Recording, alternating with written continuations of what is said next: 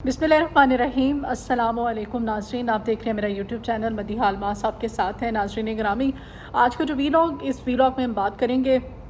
सबसे पहले तो पाकिस्तान तहरीक इंसाफ की जो बढ़ती हुई मुश्किलात हैं और उन मुश्किलात के बाद जिस तरह से उमर अयूब ने अपने ओहदे से इस्तीफ़ा दिया और उमर अयूब को फिर जो पाकिस्तान तहरीक इंसाफ के जो अरकान थे उनकी जानिब से किस तरह से घेराव किया गया उनका, और उनके साथ जो कुछ भी हुआ, उनके इस तमाम तर मामले की अंदरूनी कहानी, उनका इस्तीफ़ा आया मंजूर कर लिया गया है या इस्तीफ़ा मंजूर नहीं किया गया, या फिर उमर अयूब का कोई मुतबादल लाए जाने की कोशिशें की जा रही हैं। साथ साथ नाज़रीन ग्रामी, हम बात करेंगे फवाद चौधरी का इंटरव्यू आजकल काफ़ी वायरल हुआ है। फवाद चौधरी जो हैं वो किसके कहने पे पहले उन्होंने पाकिस्तान तहरीक इंसाफ को छोड़ा, इमरान खान पर इल्ज़ामात लगाए, और अब फवाद चौधरी किसके कहने पे पार्टी में कह रहे हैं, उनकी ये स्टेटमेंट कि मैं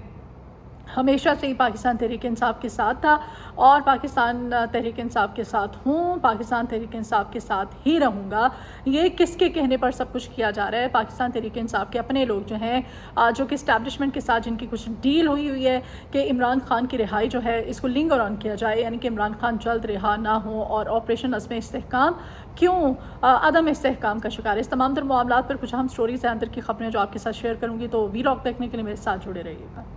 नाज़रीन ग्रामी, सबसे पहले तो हम बात करते हैं फवाद चौधरी के इंटरव्यू के हवाले से। तो फवाद चौधरी साहब जो हैं, आपको पता ही है, उन्होंने जिस तरह से पार्टी बदली, उन्होंने अपना बयानिया बदला, उन्होंने अपनी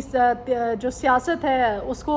ये वही फवाद चौधरी हैं जो कि आपको पता ही है, अपनी जो इनका सियासी करियर है, ये पाकिस्तान तहरीक इंसाफ को पहली या दूसरी या तीसरी जमात नहीं है, बल्कि ये चौथी सियासी जमात है जिसको कि फवाद चौधरी ने छोड़ा था। और फवाद चौधरी पे हमेशा ये कहा जाता रहा है, फवाद चौधरी को इल्ज़ाम का सामना रहा है कि वो इस्टेब्लिशमेंट के बंदे हैं। तो फिर जब वो तहरीक इंसाफ और इमरान खान के साथ उनकी कुर्बतें बढ़ी, उन्होंने तहरीक इंसाफ में शमूलियत इख्तियार की, तो उसके बाद इस्टेब्लिशमेंट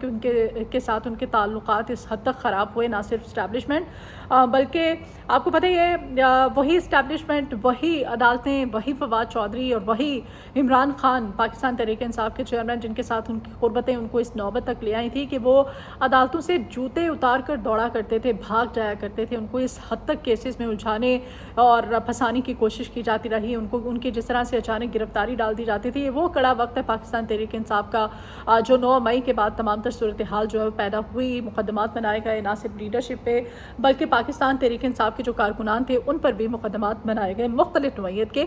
9 मई केसेस, 9 मई के सान है, 9 मई के बाद। नाज़रीन ग्रामी, आपको पता ही है, फवाद चौधरी साहब मंजर आम पर आए। उन्होंने एक जो है इंटरनेशनल टीवी को इंटरव्यू दिया और उसमें उन्होंने बड़ा इंकशाफ किया। उन्होंने कहा जी कि ये इमरान खान ने उनको टेलीफ़ोन किया था जब वो ज़ेरे हिरासत थे। इमरान खान ने उनको टेलीफ़ोन किया तो इमरान खान ने मैंने इमरान खान को बताया कि मेरे पे इस तरह से तशद्दुद किया गया है, 2 से 3 बार मुझे तशद्दुद का निशाना बनाया गया। तो खान साहब ने कहा कि बेहतर यही है,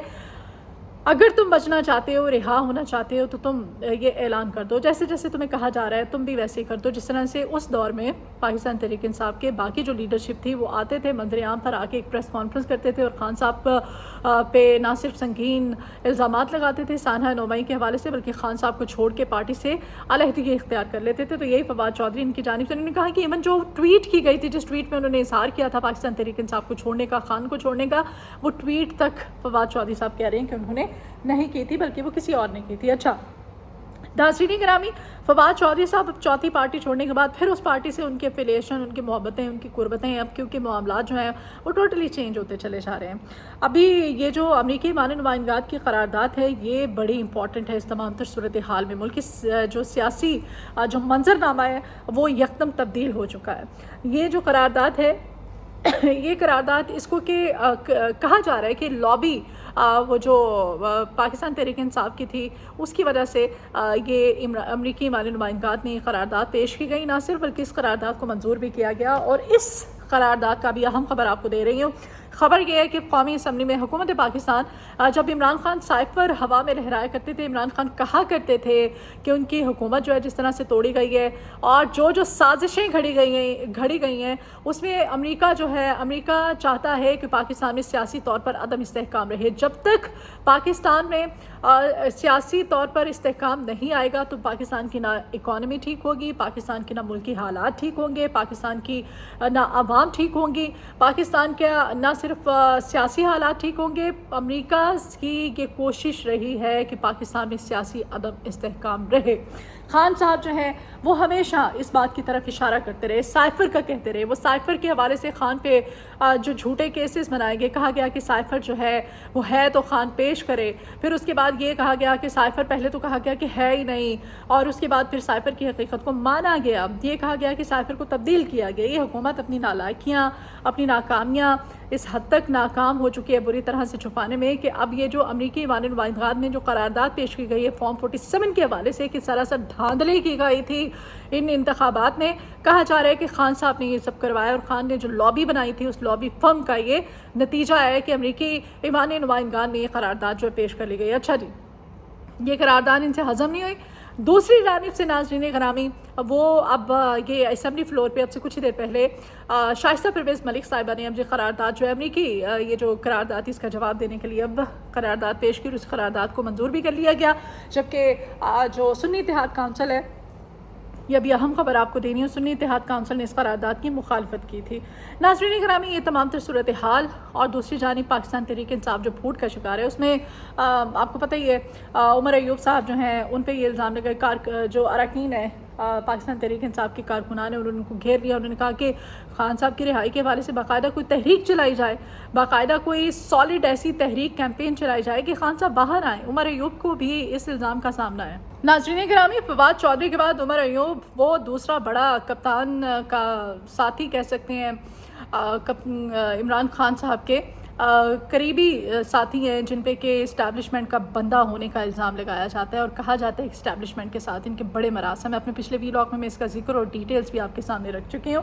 اب یہ کہا جا رہا ہے کہ عمر ایوب نہیں چاہتے ہیں، عمر ایوب کی اسٹیبلشمنٹ اور کچھ اوپر کھاتے میں کچھ اس طرح کی ڈیل ہوئی ہے، اس ڈیل کی وجہ سے وہ نہیں چاہتے کہ عمران خان رہا ہو۔ کل جو کچھ بھی ہوا وہ اسی کے پیش نظر ہوا، جو کارکنان نے گھیرا عمر ایوب کو اور عمر ایوب سے کہا کہ کیوں نہیں آپ ایسی کوئی کیمپین رن کر رہے، ایسی کوئی لانگ مارچ شروع کر رہے، کوئی احتجاج کو ریکارڈ کرا رہے کہ خان صاحب باہر آئیں۔ پھر عدت نکاح کیس میں کیونکہ کارکنان تپے ہوئے تھے، کل بڑی امید کا اظہار کیا جا رہا تھا خان صاحب اور ان کی اہلیہ جو ہے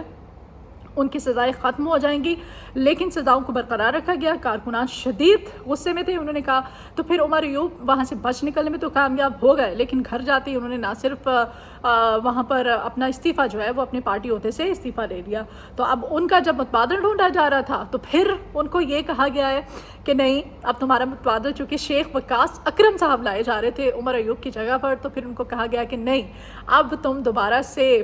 پارلیمانی پارٹی کا اجلاس ہوا ہے آج، پاکستان تحریک انصاف کی اس پارلیمانی پارٹی کے اجلاس میں عمر ایوب صاحب جو ہیں اب کوششیں کر رہے ہیں اراکین کو منانے کے لیے، پارٹی کی جو دیگر لیڈرشپ ہے ان کو کسی طرح سے کہ خان صاحب کو کہیں کہ نہیں، اللہ کا واسطہ استعفیٰ جو ہے وہ منظور نہ کریں تو وہ استعفیٰ واپس کر دیں۔ بہرحال یہ صورتحال ہے اب، اور یہ کپتان کا دوسرا کھلاڑی، دوسرا ساتھی جس پہ کہ اسٹیبلشمنٹ کے تعلقات ہونے کا الزام لگایا جائے۔ ناظرین گرامی، دوسری جانب آپ کو یاد ہی ہے شیر افضل مروت صاحب جو ہیں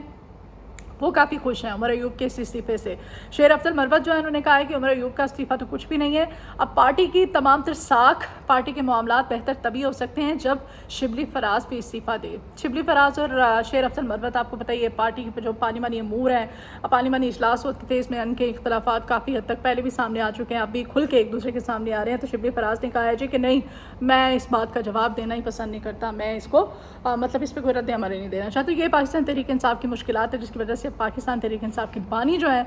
وہ ابھی ان کی رہائی کے حوالے سے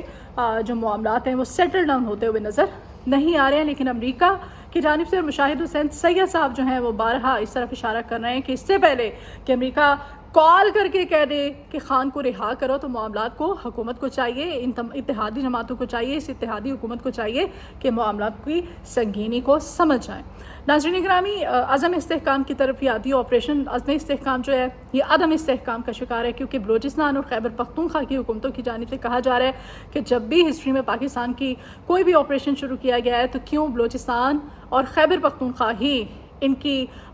جو ہے وہ ہٹ لسٹ پہ ہوتا ہے۔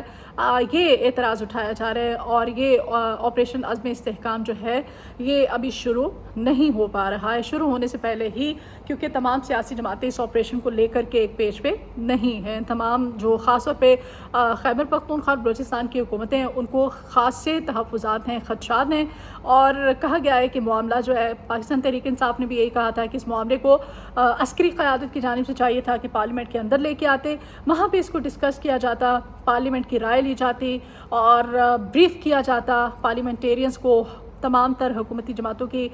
تمام تر جو سیاسی جماعتیں ہیں ان کی رائے لی جاتی، اس کے بعد متفقہ طور پر اس آپریشن کی منظوری دی جاتی. تو یہ ملکی حالات، تمام تر صورتحال جو کہ میں نے آپ کے ساتھ شیئر کی، لیکن جو امریکی مانند نمائندگان کی قرارداد تھی اس کو حکومت کی جانب سے کہا گیا کہ پاکستان میں یہ مداخلت ہے. جب سائفر کہا جاتا ہے تو کہتے ہیں کہ خان جو ہے وہ ملک کے ساتھ غداری کر رہا ہے، لیکن اب جب یہ فارم 47 کی طرف اشارہ کیا گیا، انتخابات کی غیر شفافیت پر سوال اٹھایا گیا، تو کہا جا رہا ہے کہ پاکستان کے اندرونی معاملات میں مداخلت ہے. اس قدر دوغلا اور دوہرا معیار اس حکومت کا، اور اب اس کا جواب دینے کے لیے جو قرارداد پیش کی جا رہی ہے اس قرارداد کو منظور کر لیا گیا ہے. ویلاگ میں کچھ اہم خبریں آپ کے سامنے رکھی، امید ہے آپ کو پسند آئی ہوں گی. اگلے ویلاگ میں انشاءاللہ آپ سے ریگولر ملاقات ہوا کرے گی. مجھے آپ کے فیڈ بیک کی ضرورت ہے ناظرین، اپنا فیڈ بیک مجھے ضرور دیا کیجیے. میرے چینل کو سبسکرائب کیجیے گا، میری ویڈیو پسند آئے تو لائک کا بٹن پریس کیجیے گا، کلک کیجیے گا، اور میری ویڈیو کو شیئر بھی کیا کیجیے. کمنٹ میں آپ اپنا فیڈ بیک مجھے دے سکتے ہیں. اپنا بہت خیال رکھیے گا. اللہ نگہبان.